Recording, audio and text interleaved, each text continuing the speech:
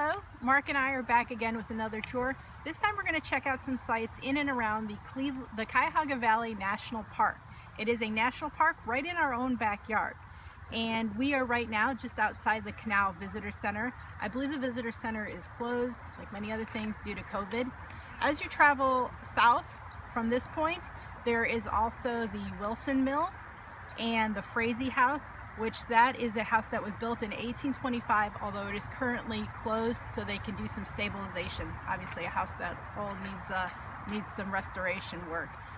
Across from the Wilson Mill area is where the Cuyahoga Valley Scenic Railroad train yard is. So just in this area there is a very dense area of just a lot of things to see and do. The Cuyahoga Valley National Park has with it, we know the Brandywine and Boston Mills Ski Resort, there's golf clubs, there is over 140 miles of trails that includes walking and biking, and we're going to go take a walk on some of those and just the great history of this area with the canal and the towpath, which is right off to my side here, and you know, all the mills that really fed off the water here. So you had grist mills and sawmills and woolen mills, and you know, you see the development of the people in this area and how they were able to make their way in the pioneering land. So we're going to check out some of our first sites here.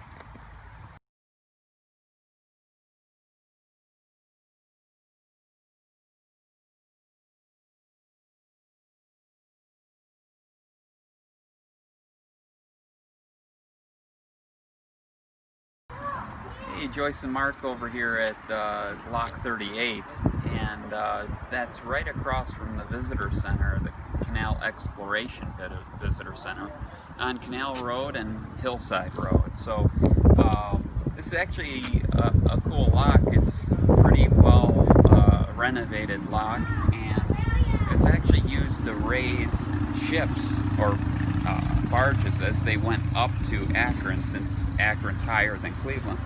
And so what happens is the ship comes into the lock and they close the back doors and fill the lock with water. Once the boat raises to the right level, it flows through the front, and then they can open the rear door again and lower the water level. But they've done actually a lot of restoration on this particular lock. You can see the doorways are relatively new, and it's pretty cool to see. You should come and see it.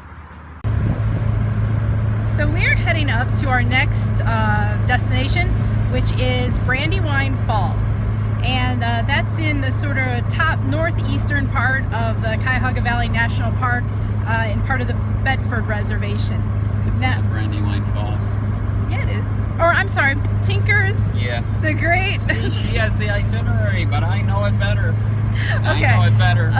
Northeast in Bedford. In Bedford is Creek, the Tinker's Creek, the Great Falls of Tinker's Creek. There you go. Okay. You got it. And we are in sort of your backyard, your neck of the woods. The last time we went on a car tour or a virtual bus tour was in my neck of the woods out in Elyria, but you grew up with this kind of in your backyard. In fact, right now we're just approaching about 5 miles from my old house.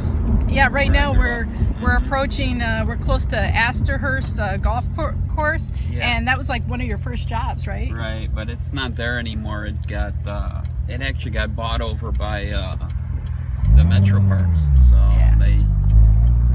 So we're actually crossing Tinker's Creek right now on our way to our destination. Yeah, so the Cuyahoga Valley National Park, it has 33,000 acres. That's part of it. And guess what year it was kind of founded?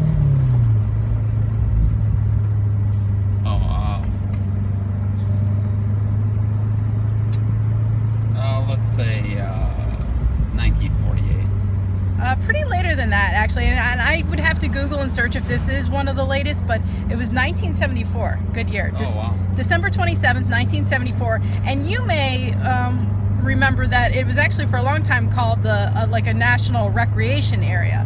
So it was renamed like an official as a national park in October 11th of 2000. So that's pretty recent. Okay.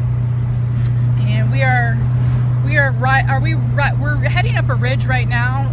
Yeah, this is the main Metro Park drag through Bedford Reservation. And is this Tinker's Creek off to our left? Yes. All right.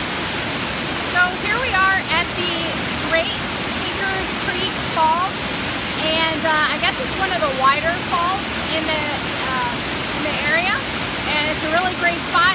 It is accessible by a paved walkway, so a really wheelchair accessible and friendly way to get here for young kids or people who have mobility issues.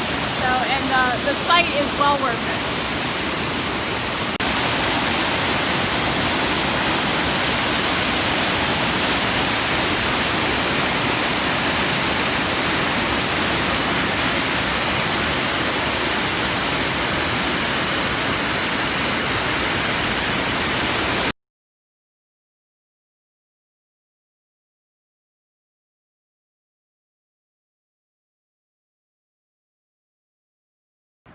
So we got here to Viaduct Park in Bedford, and the photo that we just showed you of the viaduct behind in the background, both that and the falls can be accessed by a paved path. So again, very accessible, very kind of person friendly, and there are some steps if you'd like to get further down to the bottom of the falls or the viaduct.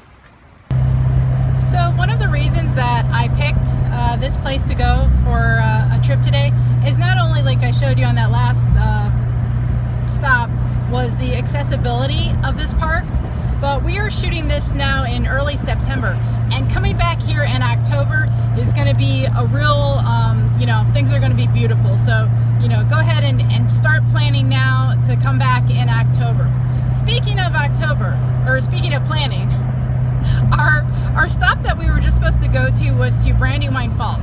Now that is one of the most popular stops in the Cuyahoga Valley National Park, and it does not have overflow parking. And so the parking, even though we were there at about 3:30, and they said it's busiest between 10 a.m. and 2 p.m. Maybe because it's such a beautiful day, it was actually completely full. So we're going to go to our next stop, which is to get some food at Creekside Restaurant. And you said it used to be called Eddie's Creekside, huh? Yeah. So I don't know if that officially changed or just kind of casually goes by Creekside, but if you look up Creekside Restaurant in Brecksville, that's where we're headed to next. And as the name suggests, it is alongside of a creek. It backs up to Chippewa Creek, which is one of the many creeks, and in addition to Tinker's Creek, that it flows through the valley and down and connects up with the Cuyahoga River. So that is where we are headed for some food, and after that we will see if we can make it back to Brandywine Falls. Stay tuned.